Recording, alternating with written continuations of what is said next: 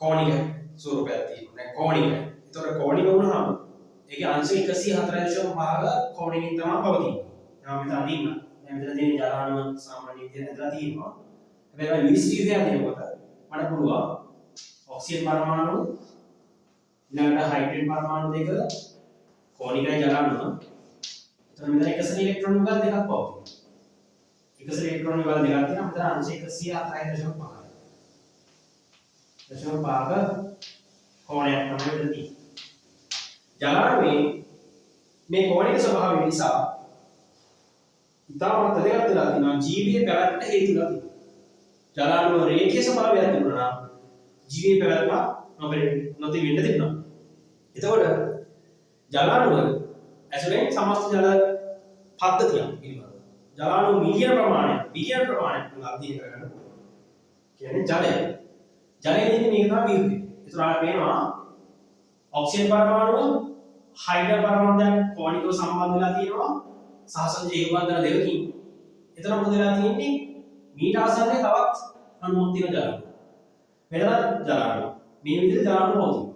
එතන අපිට පේනවා විද්‍යුත් ඍණතාවය. දැන් පරමාණු වල තියෙන විද්‍යුත් ඍණතාවය, මේ පරමාණු තියෙන විද්‍යුත් ඍණතාව වෙනස නිසා මේ විදිහට මේවා විද්‍යුත් ඍණතාව වෙනස නිසා ආරෝපණය වෙනවා. එතන සමස්ත ආරෝපණ වෙනස් වීමක් නෙවෙයි අර්ධ වශයෙන් පවතිනා වූ ආරෝපණ ව්‍යාප්තිය තමයි පවතින්නේ.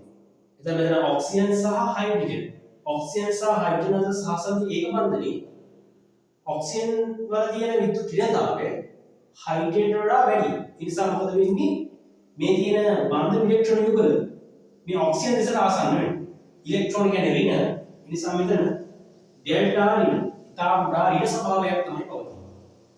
මෙතන හයිඩ්‍රජන් පරමාණු ඔක්සිජන් වඩා හයිඩ්‍රජන්ගේ විද්‍යුත් ඍණතාවය වැඩි 2.1. එතකොට මොකද වෙන්නේ? මෙතන සාපේක්ෂව ඩෙල්ටා ධන. මොකද ඉලෙක්ට්‍රෝන යුගල ඔක්සිජන් දිශාවට ආසන්නවත් ඊට සාපේක්ෂව හයිඩ්‍රජන් ආසන්න වශයෙන් ඩෙල්ටා ධන ස්වභාවයකට පත් වෙනවා. මෙතනත් ඒ ස්වභාවයම තමයි. මෙතන අධ්‍යයනය කරොත් ඩෙල්ටා ඍණ සහ ඩෙල්ටා ධන. සමස්ත පද්ධතිය නැත්නම් අණුව අධ්‍යයනය කරනකොට අපිට සමස්ත ආරෝපණයක් සලකන්න බෑ. එතකොට අණුව ඇතුලේ තමයි මේ ආරෝපණ වෙනස් වීම පවතින්නේ. මොකද විද්‍යුත් ඍණතාව වෙනස නිසා අර ඉලෙක්ට්‍රෝන බන්ධන ඉලෙක්ට්‍රෝන විද්‍යුත් ඍණතාව වැඩි පරමාණු දෙසට ඇදී යාම හේතුවෙන්. ඒතර අපිට ගන්න පුළුවන් මෙතන තියෙන බන්ධන ඉලෙක්ට්‍රෝන. දැන් බන්ධන වලින් නිරූපණය වෙන්නේ බන්ධන ඉලෙක්ට්‍රෝන. මෙතන තියෙනවා බන්ධන වලට දායක නොවන. ඒ කියන්නේ මෙතන අපි ගත්තොත් එහෙම අණුවක් තුල අණුව ඇතුලේ තියෙනවානේ බන්ධන. ඒවට අපි කියනවා අන්තක් අණු කියලා. නැත්නම් ඇතුලේ තියෙන අණු. අන්තක් අණු.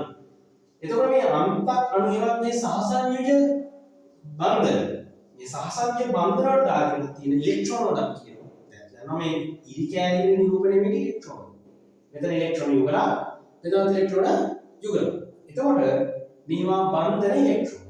දැන් මේවා බන්ධන වලට මේ මොහොතේ සහභාගී වෙලා නැහැ. කියන අණුව ඇතුලේ බන්ධන වලට සහභාගී වෙලා නැහැ. ඒවා එකසර ඉලෙක්ට්‍රෝන. ඊළඟ මෙතන එකසර ඉලෙක්ට්‍රෝන යුගල් දෙකයි, බන්ධන ඉලෙක්ට්‍රෝන යුගල් දෙකයි, අණුව තුල ගත්තොත් ඉලෙක්ට්‍රෝන යුගල් හතරක් තියෙනවා. 2යි 4යි 6යි 8යි සමස්ත ඉලෙක්ට්‍රෝන හතරක් මෙතන පවතිනවා. එතකොට මෙතන මේ නිරූපණය කරපු ජල අණුව තමයි මෙතන මේ අතර තියෙන්නේ. එතකොට මෙතන විභේදනය වෙලා පේනවා විද්‍යුත් ඍණතාව වෙනස නිසා ඉලෙක්ට්‍රෝන යුගල් විද්‍යුත් ඍණතාව වැඩි පරමාණු දෙසට ඇදී යාම නිසා ඇති වූ තත්ත්වය. එතකොට මෙන්න මේ කාරණාව හේතුවෙන් මොකද වෙන්නේ? මීට ආසන්නයේ තියෙන තවත් ජල අණුවක් අධ්‍යයනය කරනවා. අපි කියමු තවත් ජල අණුවක් මෙන්න මෙතන තියෙනවා කියලා. කොහොම ජල අණුවක් තියෙනවා නම් ඒ ජල අණුව නිසා ඊට අදාළව පවතින හයිඩ්‍රජන් මෙතන තියෙනවා. මෙතනත් හයිඩ්‍රජන් එකක් තියෙනවා. ඒතර අපි දන්නවා මෙතන විභේදනය සිද්ධ වෙනවා. ඩෙල්ටා ධන, ඩෙල්ටා ඍණ, ඩෙල්ටා ධන, ඩෙල්ටා ඍණ. මෙතන ඉලෙක්ට්‍රෝන යුගල් මාක් කරන්න පුළුවන් එකස ඉලෙක්ට්‍රෝන යුගල්. එතකොට අපිට පේනවා මෙතන ධන සහ ඍණ. මෙන්න මෙතන නිරූපණය කරපු අණුවයි මෙතන නිරූපණය කරන අණුවයි අතර බන්ධනය තියෙනවා. ඒතර ඒව ඇති උනේ මේ මුලින් ඇති වුණ අණුව ඇතුලේ ඇති වුණ බන්ධන වලට පස්සේ. ඒ නිසා මුලින්ම ඇති වුණ බන්ධන අපි කියනවා ප්‍රාථමික අන්තර්ක්‍රියා කියලා. අර සහසංජ බන්ධන වල අපි කියනවා ප්‍රාථමික අන්තර්ක්‍රියා කියලා. එතකොට ප්‍රාථමික අන්තර්ක්‍රියා හේතුවෙන් ඇති වුණා වූ අණු තියෙන්නේ.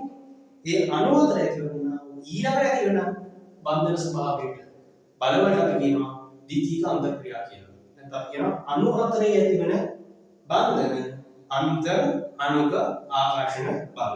ඒකට හයිඩ්‍රජන් බන්ධන අපිට නිරූපණය කරන්න පුළුවන්. දැන් මෙතන මේ ජල අණු තියෙනවා 1 2 3 4 5.